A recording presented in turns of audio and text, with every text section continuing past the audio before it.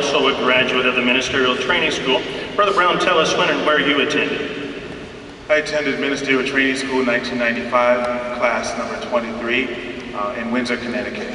And where have you been privileged to serve after leaving your home in New York? I've had the privilege to serve in 2 congregations in Gary, Indiana, and I'm presently serving in Kentucky at Taylor Mill Congregation. Good. Now, you've been in full-time service for more than 17 years, so we're anxious to hear what experiences and blessings you've enjoyed in helping others to glorify God.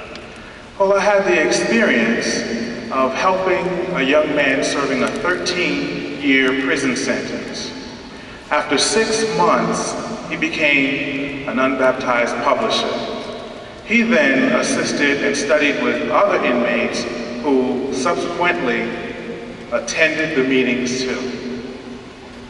Now, since graduating from Ministerial Training School, I like to urge other brothers who want to serve Jehovah more fully to reach out to qualify for MTS.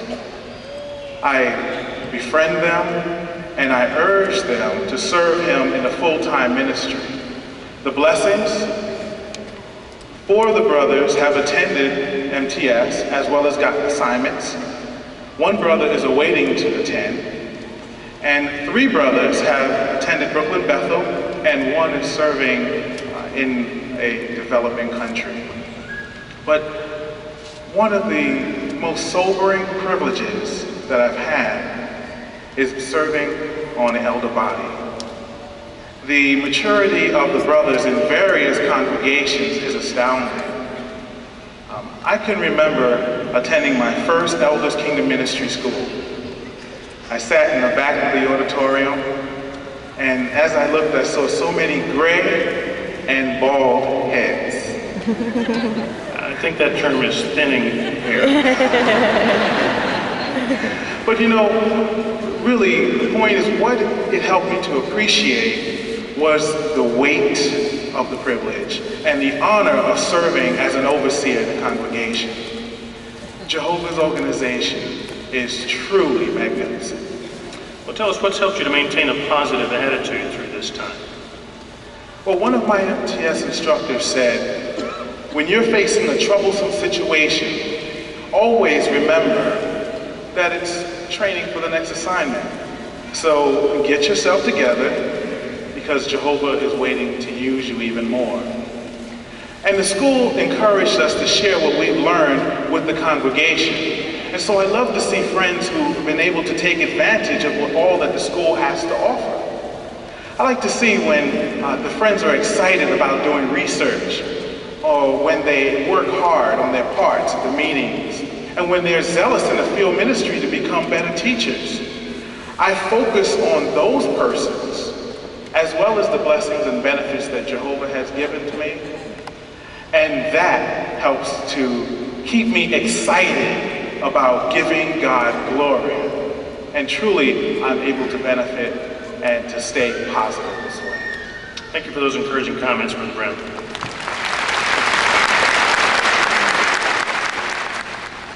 Well, the individuals we interviewed today have obviously received great blessings from their efforts. But the good news is this: regardless of our situation, we can also share in glorifying and pleasing our God. Our individual present situation or circumstances may differ greatly from the few that we spoke to, but friends, our situation doesn't have to be the same as theirs for us to experience the same joys and the same blessings. The point is, when we have as full a share in the ministry as our circumstances permit, then our God is well pleased with that effort. In addition, when we are exemplary in our conduct, in our appearance, with our dress and our grooming, the way we use our tongue, our speech, whether that's at our secular work, in the school environment, or in our neighborhoods, we are once again bringing additional praise and honor to our God. Let's turn to Proverbs chapter 28 and verse 20. Notice the fine encouragement and reassurance that we receive from these words. In Proverbs chapter 28, verse 20, there we read, "A man of faithful acts will get many blessings, but he that's hastening to gain riches will not remain innocent." Yes, we can be assured that Jehovah isn't one that forgets our efforts.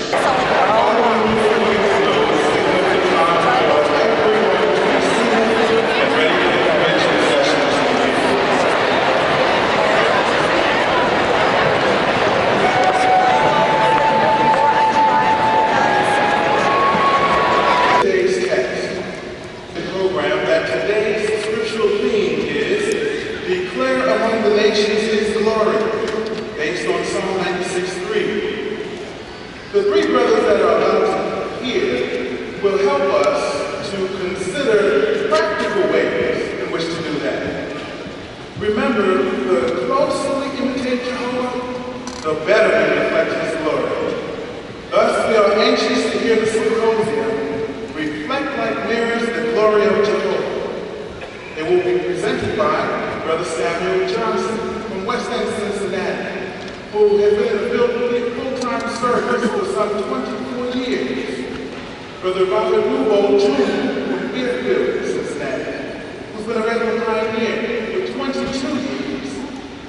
And Brother Michael Ayers from Brownsburg, Indiana, who's been in a full-time service 8 years. And now Brother Johnson will consider the first part of this symposium entitled, "Spreading the Good News Everywhere."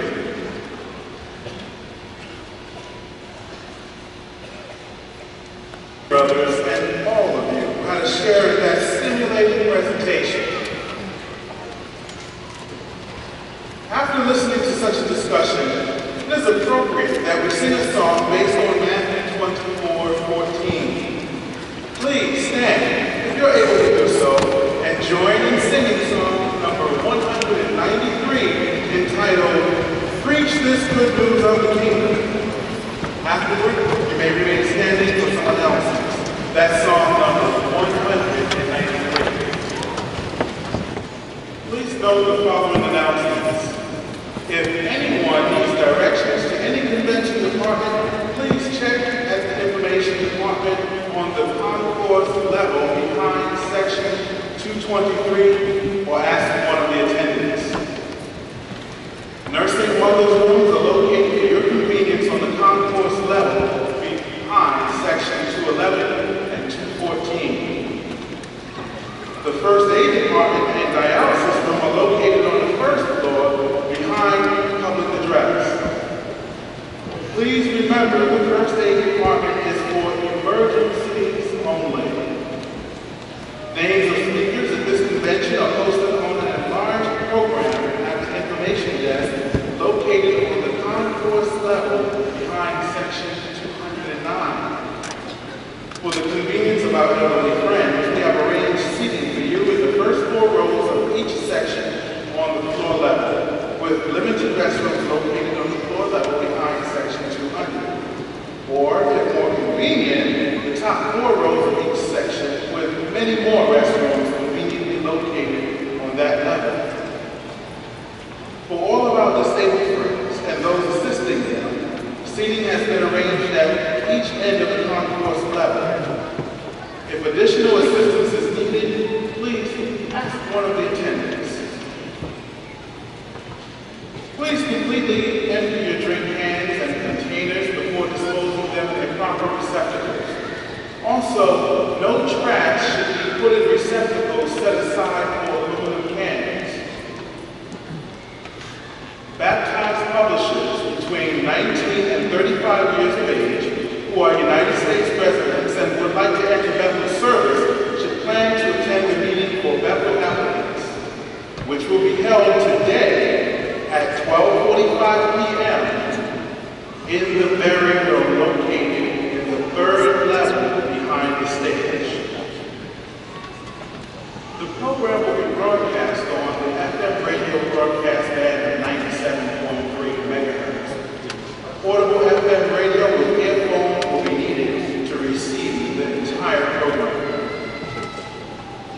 According to current tax laws, anyone making a contribution of $250 or more in cash, checks, or property on a specific date must have an acknowledgement letter in order to claim a deduction on his tax return. Anyone wishing to make such a contribution and claim a tax deduction should go to the Convention Administration Office, where an acknowledgement letter will be provided upon making the donation. Anyone making a donation by check would make his check payable to two words: Watch Tower.